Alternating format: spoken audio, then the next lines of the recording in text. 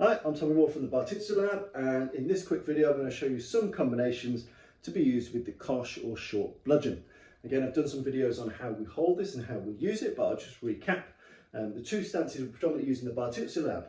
We have got this particular stance, so a high chamber, and again, we don't want to hold this in front because an opponent can grab it and then the weapon becomes theirs. It's not a dangerous weapon to grab, it's easy for people, and then it becomes very hard for me to use at a later date. This weapon typically can only generate power when it's got a bit of room to be torqued. I can generate short range power with the wrist, but to be a man-stopping weapon, I need a bit of room to work. So that's why we hold it with the rear hand, chambered up. Typically I don't let them see how long the weapon is, so I show them the pommel. I use this hand to keep my elbows in, and I can cause some serious, powerful shots from this. Okay, so we hold it this way. If we're a bit closer, we use the T-bar stance. So we've got the high chamber, we've got the T-bar, and this one we're a bit closer. I'm using this bit of my arm, so my elbow, my forearm and my hand, to wedge the opponent to make sure they can't collapse me too tight, because if they collapse me too tight, I can't use this weapon. So I've got this T-bar motion here. I can thrust up because the opponent's a bit closer now. I can thrust up into the throat, into the solar plexus or down into the groin, but I've still got that room if I want to clear something and hit. Typically, if I'm going to clear and hit, I'll do that with a step with this. So I might stop you advancing and thrust you in the throat, or I might grab your shoulder, turn you and hit here. So again, the T-bar technique and the high chamber, keeping the elbows in. These are the two we typically use in the Bartitsu Lab. So I'll show you some of the combinations I've found working. It's important when you're practicing combinations with this to practice range exchange. Sometimes, let's say I've just got out of bed, I've heard someone smashing in my windows, I've got this from under my bed, I get to the top of my stairs, the opponent's already here, they're already crashed into me. So if they're already crashed into me, I need to be able to get used to being very close, defend myself until I've got the range to deliver something very, very final. That said, I could find myself that I've woken up a bit earlier, those criminals are already only just making their way into my door, and therefore I need to use this weapon at greater range. I don't want them to enter the house, I don't want it into a close range grapple, I've got the range to cause some damage. So the fight could start very close or very far away, and that's just the variable of fighting.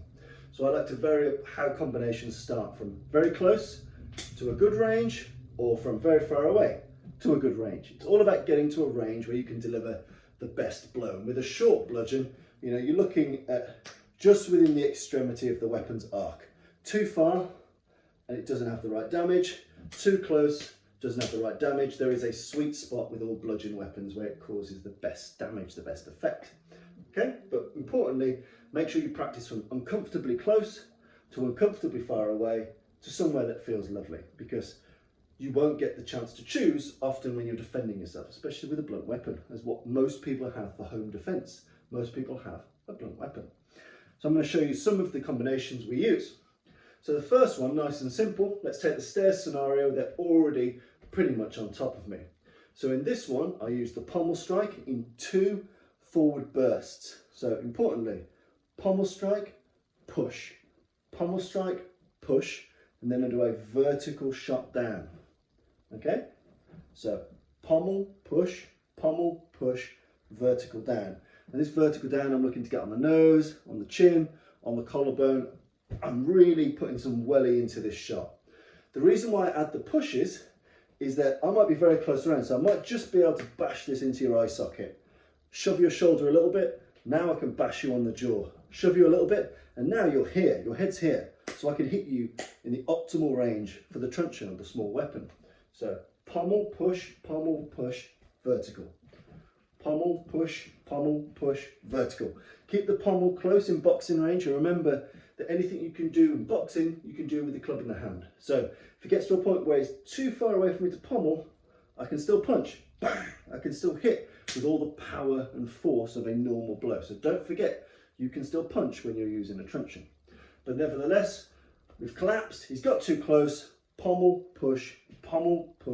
You'll notice that the second pommel is a bit more longer range. So I'm assuming I've got you in the eye, shoved you off, got you on the jaw, dazed you, hit you in somewhere that's going to stop you. Okay, so that's the first.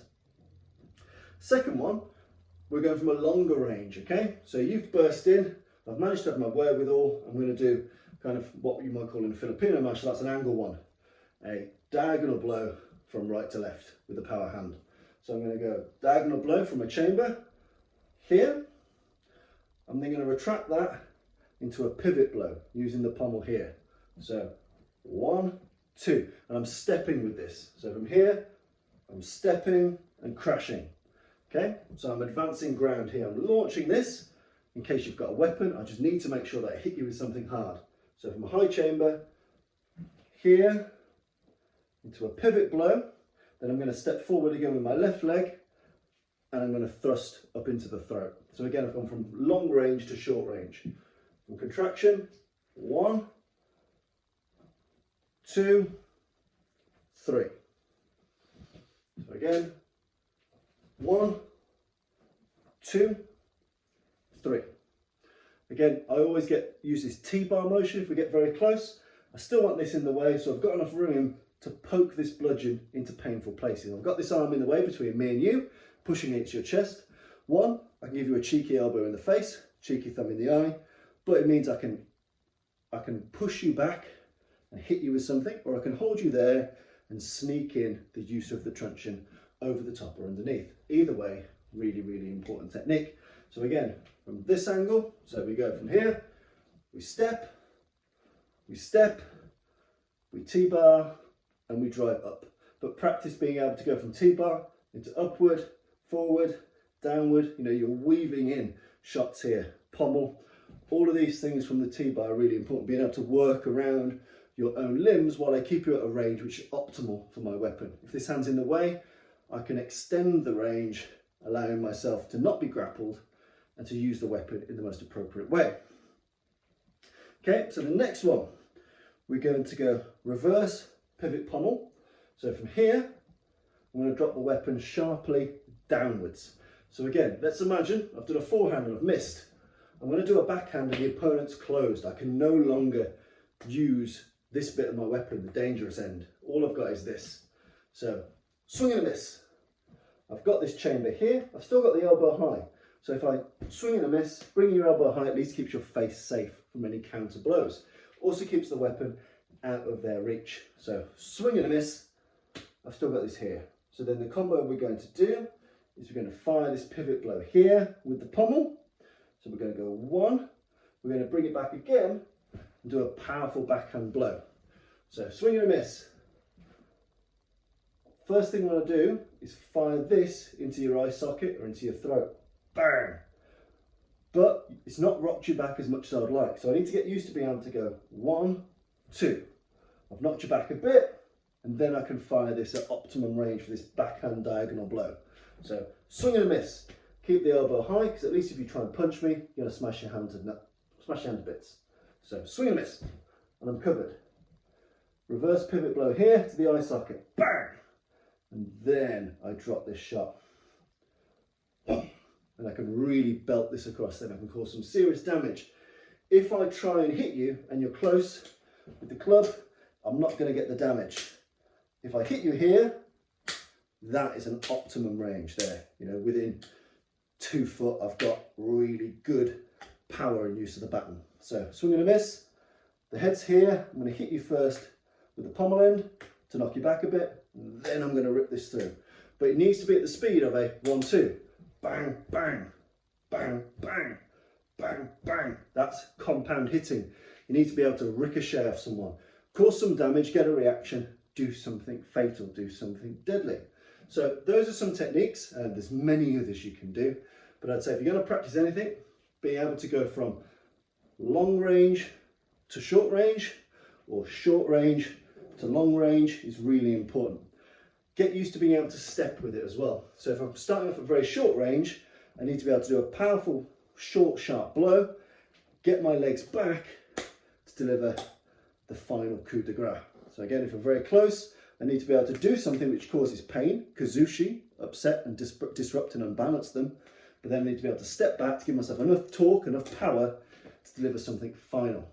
Or if I'm just out of effective range, I need to make sure that if I miss, I'm ready and chambered to do something else. I've got an option in that if I can't finish you at long range, I end up in a position where I can still do painful things such as pivot blows, which are these kind of sideways hammer fists, with the pommel strikes, or T-bar thrusts into the eyes, into the throat, behind the ear. So there's so many good ways to use a truncheon. If you do keep something like this under your bed, or you keep something like this for self-protection in your car, make sure you practice extreme short range, extreme long range, and the Goldilocks range in the middle. And making sure you're using all parts of the weapon, using the tip for thrusting, using the end of the truncheon, what it's designed to do, cause maximum damage, using the pommel, and you don't forget that you can use your fists, your elbows, and you can use your offhand to make range, keep people away, push them away, poke them in the eye, do many other things. So make sure you're using all of your weapons available to you when you're practicing with the truncheon.